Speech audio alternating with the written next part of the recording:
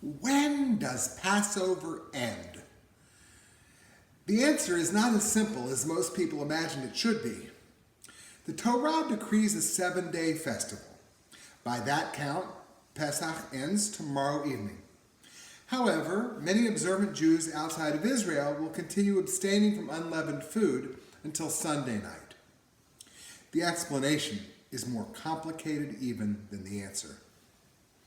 The problem starts with the fact that the Jewish calendar is both lunar and solar. Each month begins on a new moon, and each year is roughly a solar year. Just as the Earth's rotation around the sun takes between 365 and 366 days, the moon needs between 28 and 29 days to encircle the Earth. 2 millennia ago, the calendar was fluid. Each new month began when witnesses would testify before the Sanhedrin, the rabbinical court in Jerusalem, that they had seen the new moon. Messengers were dispatched to get the word out, and smoke signals were sent across hilltops to reach far-flung Jewish communities. That way, wherever Jews lived, they would know the date, and they could celebrate holidays on the correct day. However, then as always, the Jews had enemies, and with adversaries came mischief. They sent smoke signals on the days the Sanhedrin had not decreed. While Jews in the land of Israel could be reached by messengers who would reliably convey the announcement of the new moon, those living farther away were confused by the dueling smoke signals. They could take solace, though, in knowing that they could never be more than one day off. Therefore, to play it safe, Jews outside of Israel celebrated an extra day of each holiday, knowing that one would be the correct day. Many centuries have passed since the rabbis established a fixed calendar. Wherever we live, we know the date, not only on the Gregorian calendar, but on the Jewish calendar too. We do not await the declaration of the new moon by the no longer extant Sanhedrin, and Google can tell us when Passover will end, not only in 2021, but in 2051 as well. Except, of course, that Google cannot solve the fundamental question about when Passover ends. Is it a 7-day festival or 8? When our sages concretized the calendar, they debated the extra day of holidays. Ultimately, they decided that the tradition of Jews outside of Israel celebrating an additional day was so strong that it had gained the force of law. Our Reform forebears, rational to a fault, could not justify the extra holy day now that we know when each month begins. Therefore, like all Jews in Israel, diaspora Reform Jews observe 7 days of Passover. Conservative and Orthodox Jews outside Israel, 8. More than a century ago, Reform and conservative leaders attempted to adopt a shared calendar for American Judaism. Conservative leaders offered 1 day of each holiday, and in the case of Passover, 7 days, not 8, except that Rosh Hashanah would be celebrated for 2 days. Reform leaders could not abide 2 days of Rosh Hashanah, so the deal was off, and therefore we have separate calendars. The extra day of each holiday is an example of what separates conservative and Reform Judaism. On the surface, observant conservative Jews seem to practice Judaism more like progressive Orthodox Jews than like Reform Jews. Dietary laws and Shabbat prohibitions of work, for example, are widely observed, and not only by rabbis. Another important distinction is that conservative rabbis are permitted to officiate at weddings only if both partners are Jewish, whereas few Reform rabbis observe such a restriction these days. Beneath the surface, though, and in some ways that are of the utmost importance, much more unites conservative and Reform Judaism than separates us.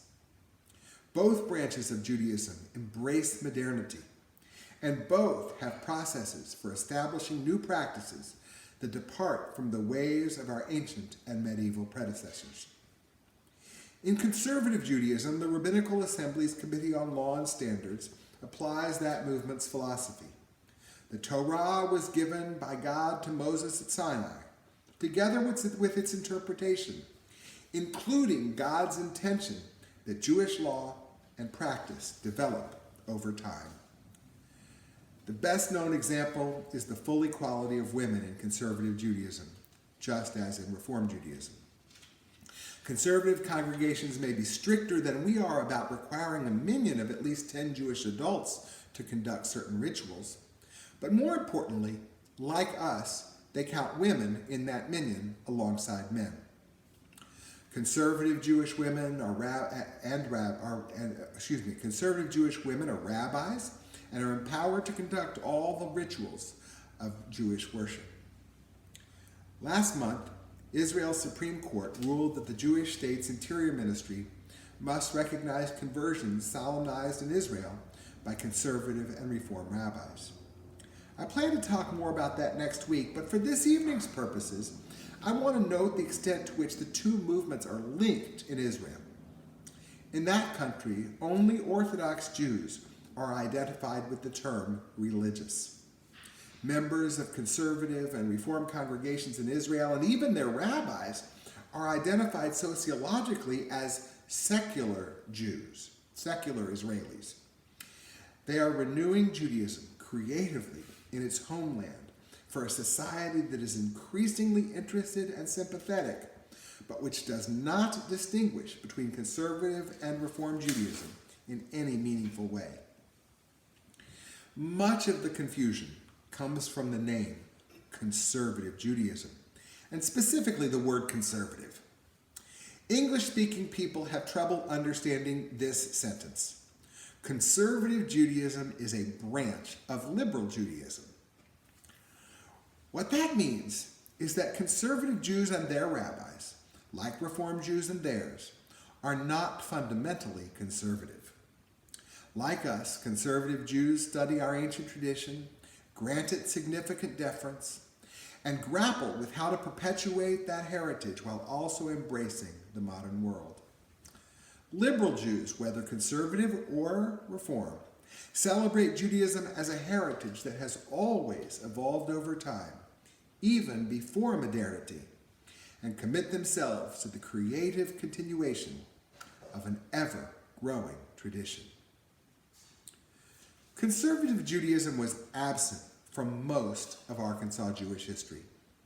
Now, though, Congregation Agudath Hachim is a member of the United Synagogues of Conservative Judaism, meaning that the full spectrum of mainstream American Judaism, Reform, Conservative, and Orthodox, is represented here, a fact we should celebrate. Now, when a family contemplates a move to Central Arkansas, they are able to select the synagogue that fits them best, including a synagogue where women have equal rights, but where ritual practice is considerably more traditional than our own. Jewish pluralism is one of the central values uniting conservative and reform Jews. The conservative and reform movements unite in North America and Israel and around the world to work for the rights of individual Jews and their communities to express their religious commitments as they see fit. Rejoicing in our similarities and honoring our differences, let us always sustain our living and ever-growing Jewish heritage.